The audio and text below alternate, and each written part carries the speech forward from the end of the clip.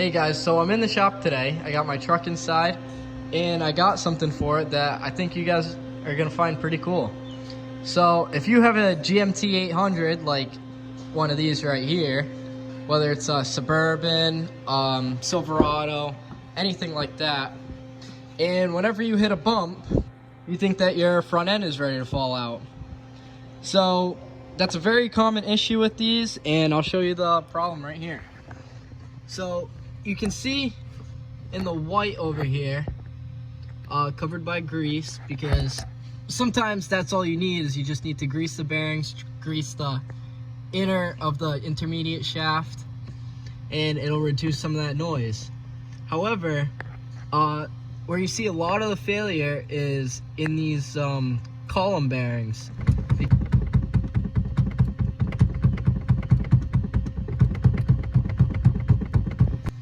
So I got the solution for it right over here that we're gonna try out. It's this brand new column bearing from Wolff Engineering.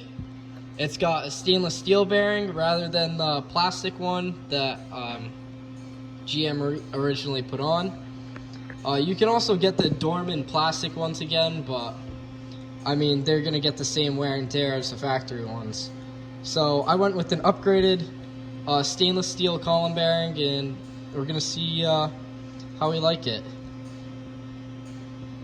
First, what you can do is wrap the seatbelt around the steering wheel like this so that you're not messing up the clock spring or anything.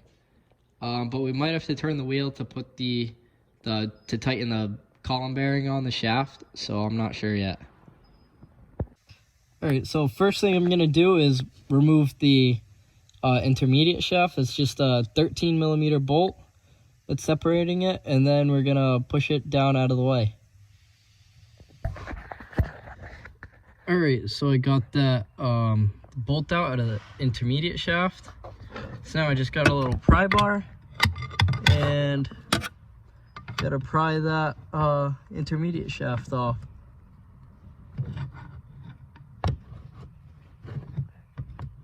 Alright, I took the pedal out to make a little bit more room. See, it's 210s right here. I left the plug on it, but yeah, I got a little bit more room to try and get that shaft out the rest of the way.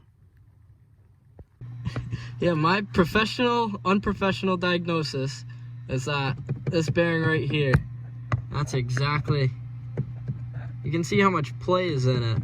That's pretty loose there. So that's what all that noise is coming from, hopefully. And we're gonna replace that and put the stainless steel bearing.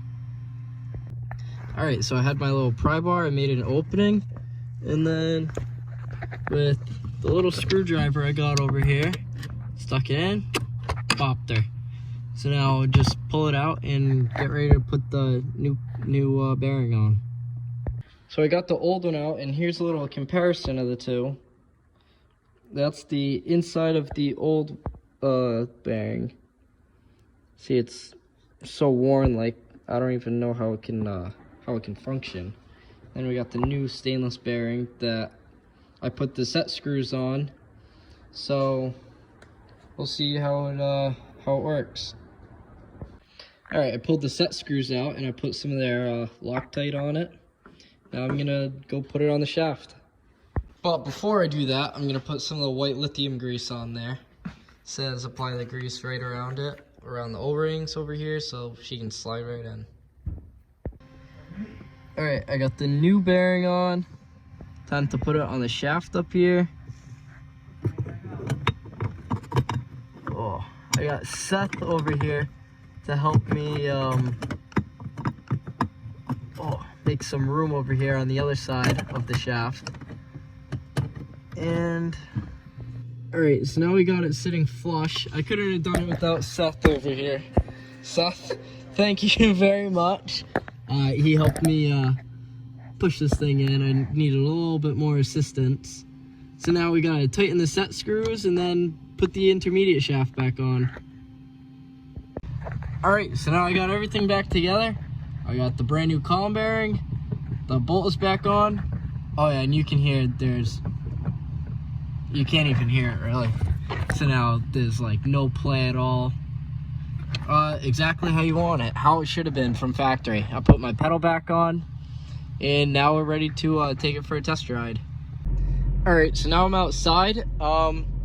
Just installed the new bearing, and we're gonna take it for a test ride. So already within the first few seconds, I can tell you that this product was absolutely worth it.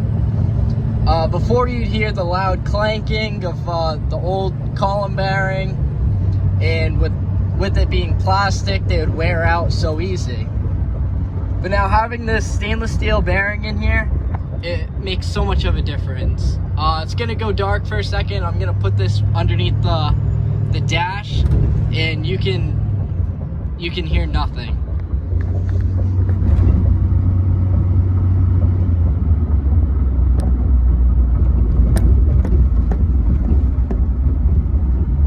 So you can hear the typical, suspension and stuff in the truck, but nothing out of the steering column. Before you'd get the loud clanking, and I'm just, amazed by this. I think that it worked really good. It was worth the money.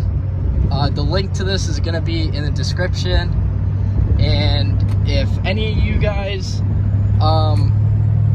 need to solve that loud clanking for your GMT 800, this is definitely the right product. I highly recommend it.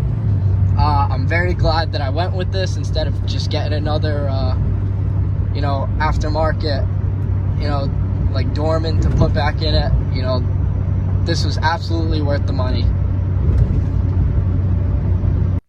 All right, so that pretty much wraps it up. I pulled the truck back inside. I'm gonna double check the bolt on the intermediate shaft, and then I'll be ready to clean up and go home.